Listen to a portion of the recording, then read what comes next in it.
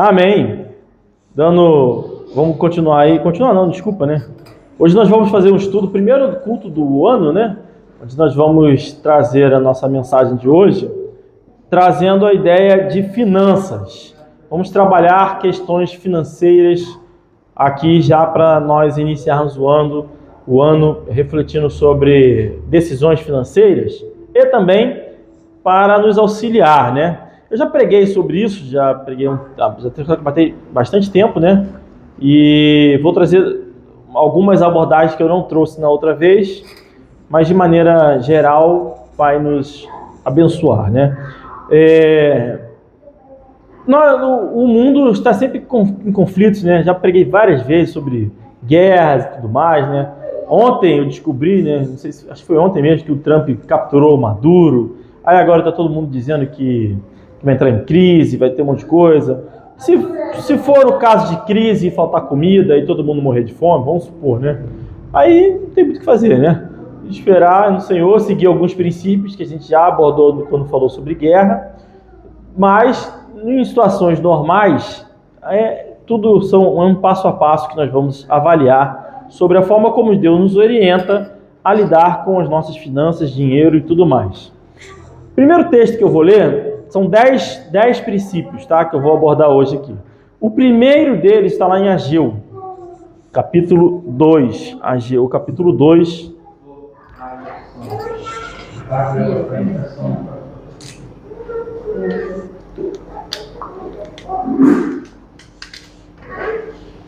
Sempre que eu vou trazer uma pregação, eu gosto de ver o que os especialistas do mundo falam, né? Sobre isso. Então, quando eu vou falar sobre finanças, eu também ouvi bastante especialistas tratando sobre o assunto. E é muito curioso como é que a nossa realidade para a realidade dos especialistas do mundo é tão diferente, tão distinta.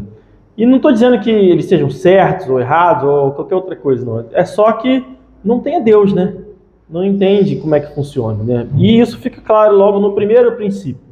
Os dois primeiros princípios que eu vou trazer hoje aqui são os princípios que dizem respeito à nossa fé, em primeiro lugar, sem os quais todo o resto não importa, tá? Então, no capítulo 2, no verso 7, diz assim: "E farei tremer todas as nações, e virão coisas preciosas de todas as nações, e encherei esta casa de glória, diz o Senhor dos Exércitos.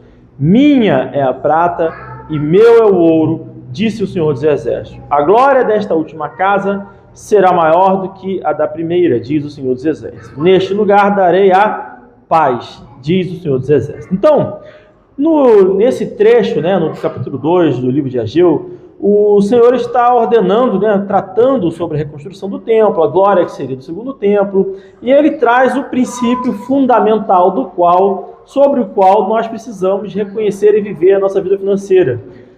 A prata e o ouro são do Senhor. Aliás, a terra, tudo que existe, pertence ao Senhor.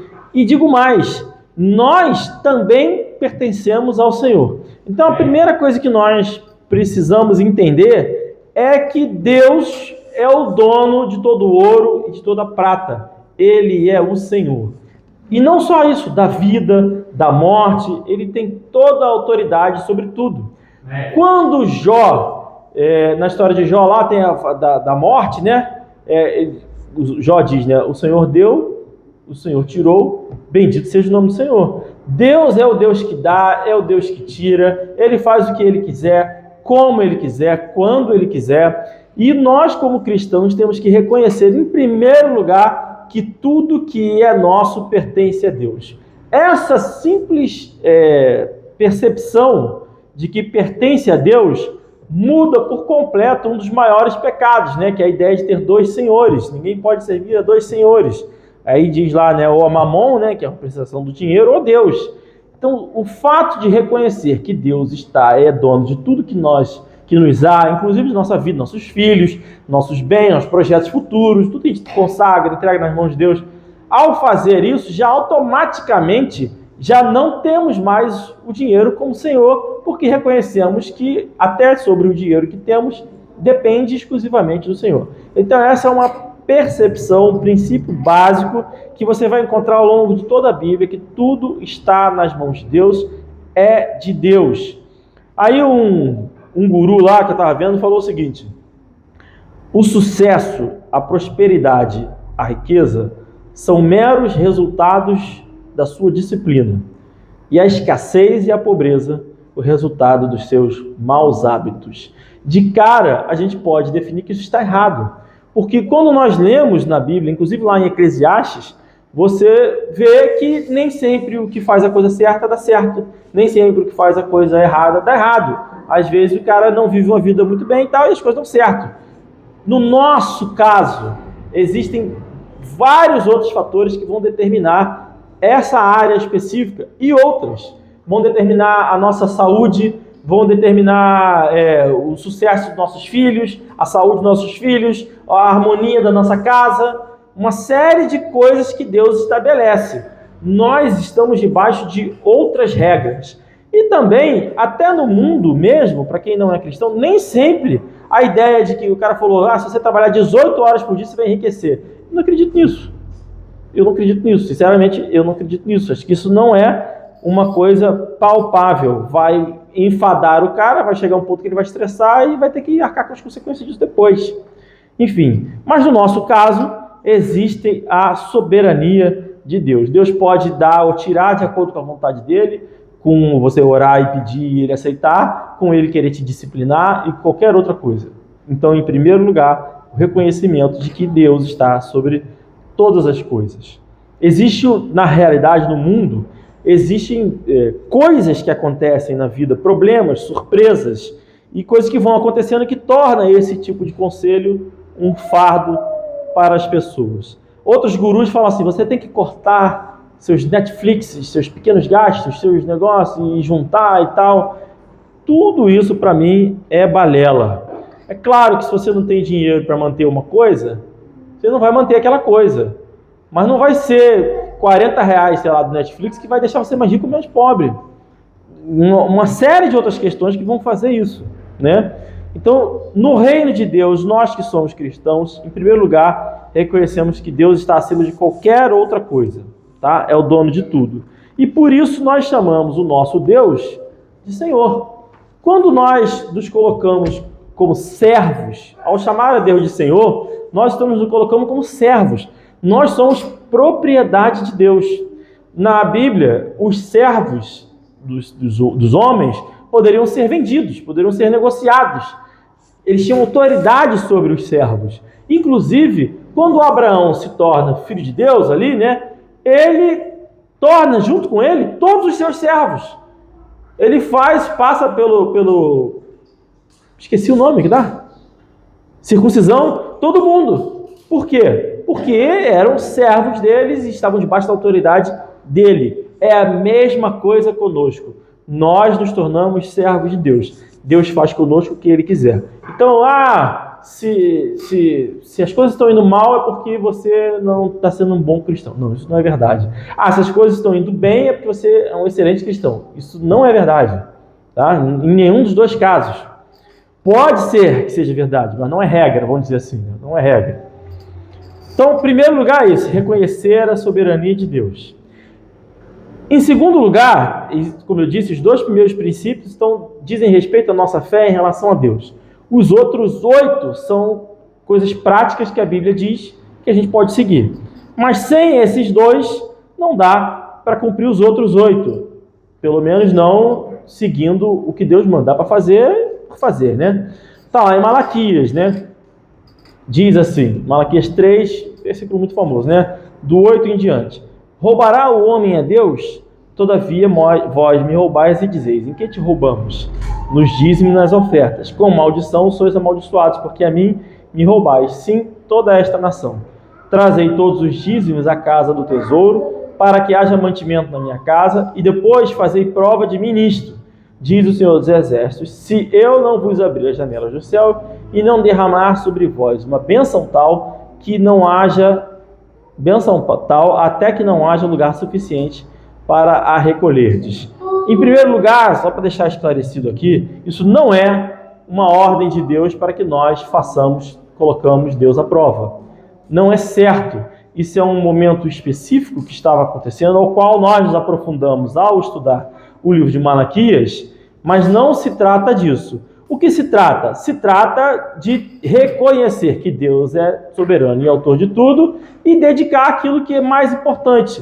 Nesse caso, era a restituição do templo. Então as pessoas fizeram de tudo para reconstruir, ou melhor, né? Deus estava ordenando que as pessoas fizessem tudo que estivesse ao seu alcance para a reconstrução do templo. Quando Davi, que quis construir o templo, não foi autorizado, ele deixou tudo pronto para Salomão. Ele mandou trazer ouro, comprou as madeiras, preparou os músicos, ele foi deixando tudo pronto para honrar ao Senhor Deus. Depois que foi feito o templo, não precisava mais disso. É claro que no caso Salomão acabou arrecadando muito mais, né? Pela sabedoria dele e tal, tudo mais, mas não precisava mais disso. O que eu estou querendo dizer com isso? Que ao reconhecer que Deus está em primeiro lugar, tudo está em primeiro lugar. Então, seu carro pertence a Deus, você vai servir a Deus com ele, tudo vai honrar a Deus, vai agradecer a Deus com ele.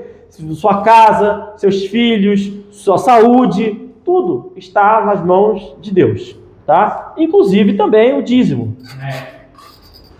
Só isso, nada de colocar Deus à prova, não se faça isso, não faça isso, isso é pecado, tem outros textos que falam sobre isso, mas aqui nesse caso específico, mas então é pecado, mas Deus mandou fazer. É pecado ter imagem, mas Deus mandou construir lá uma imagem. É assim, como é que funciona? Não pode ligar a televisão. Tá, aí eu vou lá e ligo a televisão. Ou eu falo, Samuel, hoje ninguém vai ver televisão. Aí eu falo, não, quer saber? Sara, vai lá ligar a televisão. Porque eu estou dando a ordem. Eu digo o que pode e o que não pode. O que não pode? Não pode ligar a televisão. Aí ele vai lá e liga a televisão. Isso é o que não pode. É a mesma coisa, tá? Bom, então não coloque Deus à prova. Partindo com esses dois princípios, ou seja, Deus é o Senhor e soberano sobre todas as coisas, não existe uma regra necessária com isso, e que, em primeiro lugar, devemos honrar o nosso Deus. Posto isso, existem uma série de princípios que a Bíblia estabelece que vão nos ajudar a tomar decisões na nossa vida financeira, se nós seguirmos.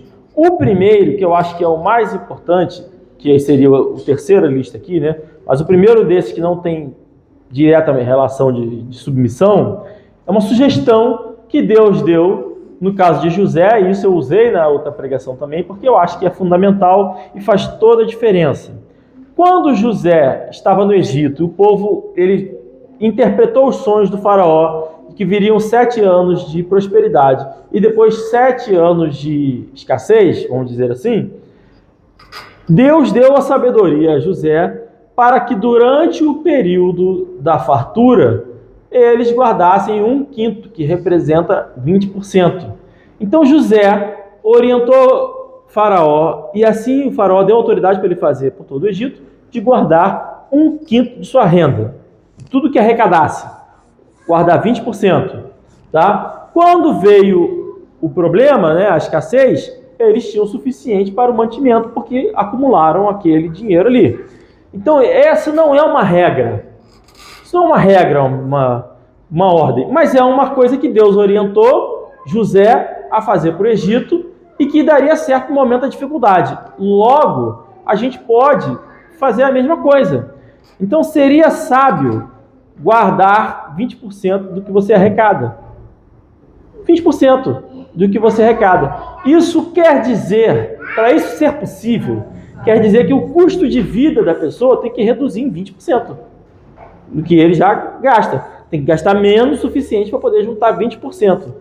É um exemplo assim, mais ou menos assim, ó. Por exemplo, a Kombi sempre dá problema. Sempre dá problema, tem que sempre dar no mecânico. Aí, às vezes, vamos supor que eu estou dirigindo e eu ouço um barulho esquisito na Kombi, né? Um barulho lá qualquer. Aí eu ligo para o mecânico fala, ó, você vai te custar uns R$400 para consertar. Aí eu falo, não tem esses R$400 agora, né? Então vamos continuar, se Deus quiser vai dar tudo certo, tal. Aí vai continuando andando, aquilo ali era um disco de freio, que estava ruim, né? Tava apitando, R$400. Aí vai, não consertei. Daqui um ano, aquele disco de freio rompeu, mexeu, não sei o que e tal, aí virou 2.000. E aí, ou seja, você que já não tinha dinheiro antes, por não ter guardado e não para um momento de emergência, vai perder ainda mais, que você vai ficar sem, vai ter que pagar os 2.000 ao invés dos 400 e ainda vai ter que ficar sem o carro por um período maior, que seria um serviço rápido, trocar um disquinho ali, vai ter que trocar um monte de peça, comprar um monte de coisa, vai ter um trabalho maior. Então a ideia é essa, você ter algum dinheiro de emergência para quando acontecer alguma coisa, você ter algum dinheiro de emergência. E isso eu falo isso porque no nosso caso a gente fez uma mudança agora, a gente gastou tudo que tinha. E fica um sentimento assim, caramba, e agora, né? E agora? Como é que vai ser, né? É isso. Então deixar um dinheiro guardado lá pode te salvar na hora da emergência. Então esse é um princípio que Deus orientou José, não é regra, não, você vai ser melhor cristão, pior cristão se seguir, mas vai te ajudar no momento de dificuldade se você tiver um dinheiro guardado lá. O segundo princípio é o princípio da escravidão, tá? Que está lá em Provérbios 22, verso 7, que diz assim: o rico domina sobre os pobres, e o que toma emprestado é servo do que empresta. Então, aquele que toma o empréstimo, que pega empréstimo, ele acaba se tornando escravo do que empresta. Especialmente no caso de bancos e financeiras e tudo mais. Então, só para dar um exemplo, se você quer comprar um carro, o carro custa 20 mil reais, por exemplo, e você pegar um financiamento de 24% de juros ao ano, dependendo, em 5 anos, você vai ter pago 65 mil reais nesse carro. Um carro de 20 mil, em 5 anos, vai custar 65 mil e ele vai depreciar. Ou seja, você pagou muito mais por um carro que vale menos que 20 mil. Então, não é saudável e inteligente ficar pegando empréstimos. Em que momento que você deveria pegar empréstimos? Quando? Quando que assim seria... Como é que biblicamente a gente poderia pegar empréstimo? Por exemplo, quando você vai comprar um imóvel, é a única exceção que eu imagino que se aplica. Quando você vai comprar um imóvel, você não tem o dinheiro e você vai usar os recursos. Como que você calcula para poder pegar o empréstimo? Você se organiza antes, calculando em pagar esse empréstimo em 7 anos. Tá? Existe no Brasil o sistema de financiamento, chama-se tabela Price. E tabela saque, tabela Price. A saque, você pagando de trás para frente, paga só juros. Então vai diminuindo o prazo. E aí, por exemplo, vamos supor que a parcela seja R$ 1.200. E você pagar, aí a parcela começa com 1.200 e termina com R$ 90. Se você pegar uma parcela e pagar no final, você vai pagar várias parcelas. Dividido, vamos supor que seja 100, né? Você teria equivalência de pagar 1 ano em parcelas, quitando de trás para frente. Então, se você consegue juntar o suficiente para ir quitando de trás para frente, beleza. Por que eu digo 7 anos? Porque a Bíblia diz que os empréstimos devem durar 7 anos. Infelizmente, nós vivemos em um país que não segue a Bíblia e faz empréstimos de 30 anos, 35 anos. Isso causa uma escravidão para as pessoas. Causa, porque vai gerar uma inflação. Você pagou sua casa, que deveria custar 100 mil. Você pegou um financiamento, já pagou 200 mil. Quando você vai vender essa casa, você não vai vender mais por 100 mil, você vai vender por 200 mil, porque você quer recuperar o dinheiro que você ganhou. Se possível, ganhar alguma coisa em cima, então 250. E aí, esse 250 inflacionou o mercado como um todo, isso vai escravizando as pessoas. Então, o ideal é você conseguir pagando pelo menos uma prestação de vez em quando, de 3 em 3 meses, você paga o valor de uma prestação de trás para frente. Você vai reduzir dramaticamente o prazo em que você deveria quitar esse monte. Então, quem toma emprestado é escravo de quem empresta. Então, agora isso, estou falando de uma coisa extrema, né, do imóvel. Agora, para você pegar um empréstimo, por exemplo, para comprar uma roupa, não faz o menor sentido. Tá? Menor sentido, comprar um carro, tem que ter noção do que é importante ou não. Existe uma falácia que é dito por aí, que você tem que se tratar, você tem que se mimar de vez em quando. Não tem que fazer isso. Tá? Isso é um engano para você se escravizar. Você já está com dificuldade, tudo, você fala assim, não, quer saber, hoje eu vou no restaurante tal porque eu mereço. trabalhei para cá, você vai se afundar ainda mais, não valeria a pena ir lá, né? Enfim, não faça isso, não se trate. Não é de você não se cuidar, né? Não, faz comida em casa, se estiver difícil, faz comida em casa, isso é mais barato. Enfim, então essa é uma forma moderna de escravizar as pessoas através de empréstimos e financiamentos. E eu estava dando uma olhada assim no dinheiro que empresta, nos juros, chega a 300% que fica me oferecendo lá no banco. 300%. Eu fiz um cálculo aqui com 24%, imagina 300%. Não dá nem para... Acabou a vida do cara. Como é que ele vai sair disso depois? O cara vai lá, pega 30 mil com 300% de juros, como é que ele vai pagar isso depois? Não vai. Tá frito. E as pessoas pegam consignados, já comprometendo salário. Enfim, é uma completa loucura. Então, fugir de dívidas que você pode fugir, né? Tem dívidas que talvez você não possa fugir. Pode ser um acidente, você gastou tudo que você tinha, tem que uma pessoa está no hospital, aí você faz o que tiver que fazer. Mas para isso, ainda existe um recurso, que é a própria igreja. A igreja deve se disponibilizar a ajudar as pessoas, a juntar dinheiro também e ajudar as pessoas que não precisam. Então, para uma emergência, eu já vivi o caso da igreja ter construído a casa para a pessoa. Teve um deslizamento, destruiu a casa da pessoa, as pessoas se juntaram dinheiro e construíram a casa para a pessoa. É certo isso, é bíblico, é correto.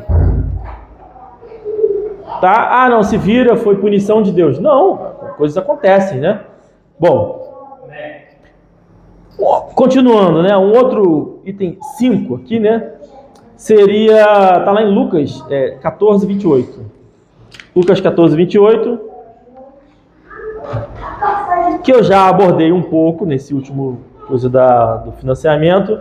Diz assim: pois qual de vós, querendo edificar uma torre, não se assenta primeiro a fazer as contas dos gastos, para ver se tem com que a acabar, para que não aconteça que, depois de haver posto os alicerces e não podendo acabar, todos os que a virem comecem a escarnecer dele, dizendo: este homem começou a edificar e não pôde acabar. Ou seja, isso aqui é Jesus falando.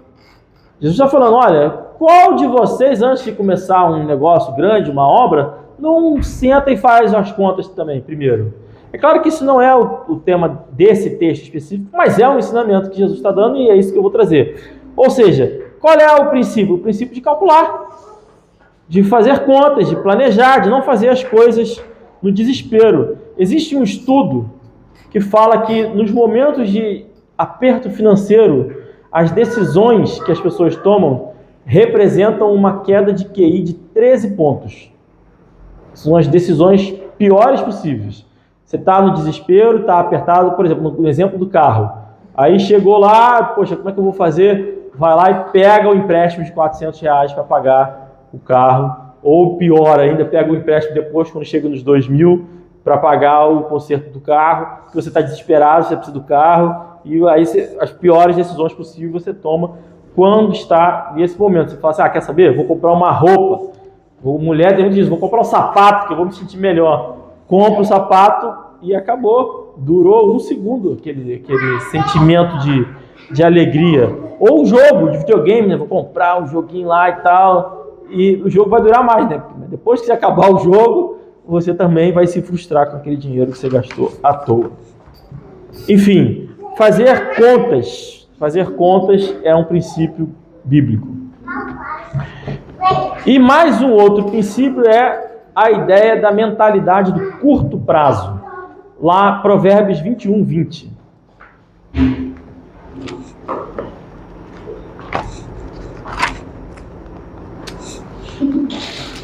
Achei que eu tivesse já separado aqui. Provérbios 21, 20 diz assim: Noé, senta. Tesouro desejável e azeite há na casa do sábio, mas o homem insensato os esgota. Então, isso também está na ideia de guardar, né? Ou seja, o sábio guarda o azeite, guarda as coisas que ele precisa, o tesouro, né, desejável, guarda. Já o insensato, ele não guarda nada, ele esgota tudo que tem, ele consome tudo que tem. E aí é a mentalidade do curto prazo, né? Isso vale para tudo. Você quer ver um negócio? Eu já perdi a conta, meu ato de insensatez, vou confessar aqui para vocês. Eu já perdi a conta de quantas sandálias de 19, 20 reais eu já comprei para Samuel. E não dura 3 meses, 4 meses. Eu compro, ele arrebenta aquilo ali, e aí eu vou, daqui 3 meses, compro de novo. Talvez, se eu tivesse comprado uma de 70 reais, que durasse 2 anos, 1 ano e meio, já teria pago isso muito mais, né? Economizaria o dinheiro, né? Eu fico tendo que perder tempo de ir lá e comprar e dar para ele, aí me frustro porque já arrebentou de novo, eu fico, caramba, de novo, e fica naquela coisa ali. Tênis, a mesma coisa. Então a ideia que o texto está dizendo aqui, as coisas que você precisa, você guarda, pô. Ou você precisa do azeite, deixa lá o azeite, toma conta do seu azeite, as coisas que são necessárias, né? O tesouro agradável. A ideia é isso, né? Você economiza um pouquinho, compra um pouco melhor, um negócio que vai durar, vai estar lá, você precisa de chinelo, tem chinelo. Enfim, é um exemplo tosco, né? Mas é importante a ideia de saber guardar o dinheiro. 7, item 7. Está lá em 1 Timóteo, capítulo 6, verso 8. Capítulo 6, 7 e 8. Vai dizer: porque nada trouxemos para este mundo, e manifesto é que nada podemos levar dele. Tendo, porém, sustento e com o que nos cobrirmos, estejamos com isso contentes. Então, qual é o princípio número 7? É o contentamento, que vai contra essa ideia, por exemplo, que muito se diz por aí, coisa que eu ouvi muito quando era criança, muito. Assim, poxa, todos os amigos do meu filho têm o tênis tal, eu vou comprar também o tênis tal. E aí se endivida para comprar o tênis tal.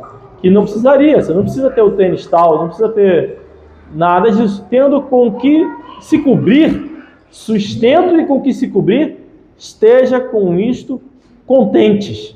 Mas você quer ser igual aos outros, quer parecer com os outros, você quer que o filho estude na escola do outro filho, você quer que a sua roupa seja da marca tal, porque todo mundo usa aquela roupa. O carro tem que ser um carro novo, porque você não pode chegar no local com o carro antigo, tem que ser um carro novo, você entra no financiamento para comprar um carro novo, vai arrumando. Não é o nosso caso, né? Não é o nosso caso, né? É verdade. O meu também, pô, Kombi, 100%. É verdade. É. Mas enfim, que é essa ideia de você ficar ali, né, alimentando coisas que demonstram a sua falta de contentamento. Né? Você sempre precisa de mais, você nunca está satisfeito, você nunca está contente. Não importa o que você compra, essa ideia de consumir coisas, né? Você tem que estar sempre comprando, e hoje com o celular, o Mercado Livre, Amazon, isso fica ainda muito mais fácil. Você sempre pensa alguma coisa. Antes, vamos supor, eu tive uma ideia, poxa, eu preciso comprar não sei o quê. Você tem que levantar, pegar a sua bicicleta, ir na loja, ver, não tem não. Aí volta. Agora não, você entra lá no Mercado Livre, você pesquisa milhares de opções. Você, puxa, isso aqui é muito legal, isso aqui é vermelho. Aí você fica ali naquela coisa ali, fica doido, aí vai consumir. Então tem que, agora é o momento, né? Quanto mais a tecnologia avança, mais autocontrole nos é requerido, né? Contentamento, tá? Ah, não posso comprar uma besteira que eu quiser, se eu comprar uma lâmpada que acende quando eu bato a palma, eu não posso comprar? Pode, se você não vai se comprometer por isso. Agora, se você vai se comprometer por quê, né? Não fazer coisas insensatas, vamos dizer assim. Agora, pode gastar o que quiser. Se tiver dinheiro, cada um gasta o que quiser. Quem sou eu para dizer o que pode e o que não pode? Né? Estou falando apenas de tomar decisões que não vão te comprometer. Tá? E até nisso, se você tomar as decisões que vão te comprometer, nós temos o princípio de que Deus é soberano sobre as coisas. Tá? Vive a vida aí, tranquilo. Não é papel do pastor dizer o que você pode ou não pode gastar. Tá? De maneira nenhuma. Só estou trazendo princípios que a Bíblia trouxe. Apenas isso. E cada um faz o que quiser disso. Agora vai engrossar um pouquinho mais. lá em Provérbios 13, diz assim, Provérbios 13, verso 11: a riqueza de procedência vã diminuirá, mas quem a ajunta com o próprio trabalho a aumentará. Então, quando a Bíblia diz o termo ajuntar não dá uma ideia de você ir aos poucos acumulando a coisa? Você vai ajuntando. O outro trouxe para cá, o outro juntou aqui, vai juntando, vai juntando, vai juntando. Então a ideia está dizendo aqui é o seguinte: se você ajunta a sua riqueza, que é fruto do seu trabalho, ela vai aumentar. Tá? Princípio bíblico. Agora, se você procura uma riqueza de procedência vã, ela vai diminuir. Isso só se aplica para cristão. Só se aplica para cristão. Porque os perversos do mundo estão acumulando riqueza e aumentando de todas as formas, mas maquinando o mal e fazendo tudo só se aplica para cristão. Se você é cristão, evita riqueza de procedência vã. E aí sim, acaba se tornando um pecado. Eu vou dar alguns exemplos como é que esse desejo de enriquecer faz você tomar decisões ruins e, em alguns casos, até pecados. Por exemplo, Mega Sena da virada. R$1 bilhão, agora que eu vou ficar bilionário. Você vai gastar o seu dinheiro e não vai ganhar. Tá? Eu vi uma matéria de um sujeito que ganhou mais de 100 vezes na Mega Sena. É normal isso? É muita sorte, né? Então, enfim, tem gente que tem mais sorte. Você vai gastar o seu dinheiro. Eu vi um caso do camarada que não fez um bolão, não sei o que, gastou R$15 mil no bolão, acertaram lá 4 números. Então, jogou dinheiro fora. Ele poderia ter jogado R$4, R$3,50 lá, mas ele quis jogar 15 mil. E perdeu aquele dinheiro. Então, vou falar uma coisa para vocês aqui. Eu não acho que seja pecado a pessoa jogar na Mega Sena. Tem muito pastor que diz que é pecado. Eu não acho que seja pecado jogar na Mega Sena. Eu não acho nem que seja pecado, apesar de achar que as empresas que promovem são todas satânicas. Eu não acho que nem seja pecado o cara fazer aposta de bet, porque FIFA também é cheio de negócio de aposta também. Todos esses jogos, assim, eu não acho que seja pecado. Acho que é uma decisão tola, vamos dizer assim, mas não necessariamente, eu não me sinto confortável em dizer que a aposta seja pecado ou fazer, porque na Bíblia tem alguns jogaram sortes ali em alguns momentos e tal, para saber a vontade de Deus. Agora, eu tenho certeza que você vai perder dinheiro e é burrice. O único caso que eu diria para você jogar na Mega Sena é se toda a sua família for fazer um bolão e for barato, aí você entra. Só para não correr o risco de acontecer igual o cara aconteceu lá, que todo mundo do trabalho dele ganhou, e ele foi o único que não jogou, e aí na entrevista ele falou: não, eu chorei a noite inteira, que todo mundo largou o trabalho. Só por isso, mas mesmo assim você provavelmente vai perder o seu dinheiro. Então, se esse dinheiro é algo que você está disposto a perder, perca. Que aí nesse caso, só para evitar essa tristeza de todo mundo ganhar menos você. Agora, isso é um exemplo, né? Apostas e tudo mais. Acho tolice. Eu estava no mercado, estava vendo os funcionários do mercado, na época assim, no final do brasileiro, do Campeonato Brasileiro, lá como, os caras doidos lá com bet, não, apostei não sei quanto, não sei o que lá. Triste, né? Porque já é assalariado, já vai perder o pouco que ganha com aposta ali, achando que está ganhando. E eles acham que tem esquema, que tem tática, que sabem fazer um tal e vai ganhar, e só sai perdendo e fica todo mundo frustrado. Mas enfim, então, fora disso, não tem intimidade para isso. Agora, existe uma outra forma que muita gente, muito cristão, faz e que de fato eu acredito ser pecado, que são as pirâmides, os esquemas de pirâmides, de um monte de negócio de eu não sei os nomes, como é que é Herbalife, e que tem pirâmide, eu sei lá. Tá, esses negócios tem pirâmide. Pô, eu fui chamado em várias reuniões, fui participar. Não, porque aqui você vai ganhar, não sei o quê. Você entra com não sei quantos mil aqui, e aí você só tem que colocar as pessoas. Se você colocar 5 pessoas, você ganha não sei quanto, e se essa pessoa colocar não sei quanto, você ganha não sei quanto. Cara, isso pra mim é pecado, porque você faz parte do prejuízo que você vai dar ao outro. Você está diretamente ligado ao prejuízo que você vai dar ao outro. Quem entra normalmente em pirâmide do início ganha dinheiro. Mas o que acontece no final quando não tem mais para onde crescer? Todo mundo perde. E aí, sim, você faz parte disso. Então, nesse caso, não entre em pirâmides, em esquema de ganhar dinheiro rápido. A riqueza de procedência vã diminuirá. E aqui tem um detalhe, né? Quando fala de riqueza diminuirá, nós vamos ver também que a Bíblia fala, vai ser o último ponto, que a Bíblia fala sobre acumular riquezas que são eternas, né? Então, não só a riqueza diminuirá aqui nessa terra, né? Se você é salvo, como você também diminui sua riqueza que seria eterna, né? Então, a riqueza fácil, dinheiro fácil. Eu convivi com pessoas muito próximas a mim que perderam a vida por ficar buscando riqueza rápida, tá? Por não ajuntar devagar com o fruto do seu trabalho, como a Bíblia diz. Então, junta dinheiro. Então, Mega Sena, eu acho burrice, não jogue. A não ser que todo mundo vai jogar num bolão e você vai ser o único fora, entra só por desencargo de consciência. E vai ter um monte de pastor que vai me criticar por isso, que diz que é pecado. Eu não me sinto confortável por causa das apostas, já falei, né? Mas, enfim, esquemas de ganhar dinheiro rápido, pirâmide, acordos e tudo mais, não faça porque acha que é pecado. Bom, e o nono princípio está lá em Provérbios ainda, capítulo 11. Esse aqui é bem radical, porque é diferente de tudo que é ensinado por aí.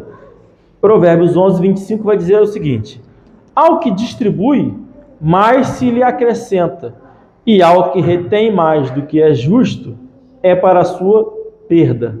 A alma generosa prosperará, e aquele que atende bem será atendido. Então, é mais ou menos, Deus está dizendo aqui, né, de forma bem clara, que aquele que atende ao outro, né, isso eu considero isso para cristãos, especificamente no seio da igreja, né? Aquele que atende ao outro, que está disponível para o outro e tudo mais, Deus olha para ele. Aquele que não atende, aquele que é mais egoísta, que pensa mais em si mesmo, né, mais narcisista, Deus não olha tanto para ele assim, né? A generosidade, né? Isso vai contra o que se diz por aí, né? Mas se você parar para pensar, considerando que Deus é soberano, é o dono de toda a prata, de todo o ouro, e que nós somos servos de Deus, somos mordomos daquilo que Deus nos deu. Então, por exemplo, nós somos mordomos dessa igreja. Nós somos mordomos, eu sou mordomo de Deus no cuidado da minha família. E assim sucessivamente, nós somos mordomos. Deus nos permitiu cuidar e gerir aquilo ali. Logo, se é essa a nossa função, faz sentido que, se você é um cara generoso, reconhece que Deus está... Não é para você tirar de si e dar para os outros, a não ser que realmente seja... Mas ele fala especificamente, né? Ajuda mais do que é justo, né? Ou seja, de forma excede o que seria justo. Então, não é fazer nada, mas se você é generoso, a tendência é que Deus vê, não, poxa, esse cara cuida bem, gere bem das minhas coisas. Ele tem um certo cuidado com as coisas que eu deixei ele gerir. Logo, eu vou deixar ele gerir mais. Por isso tem a parábola dos talentos, que é isso, né? Deu um talento e multiplicou, beleza. Não multiplicou, até o pouco que tinha ele será tirado, porque ele não foi um bom mordomo. Então a ideia aqui é essa, né? De você ser generoso, né? Com igrejas, com pessoas, em geral, né? Com a vida nossa espiritual, família, parente, tudo. E é engraçado, porque às vezes você presta dinheiro e tal, né? Você até esquece. E aquilo tá lá, e foi, né? Enfim.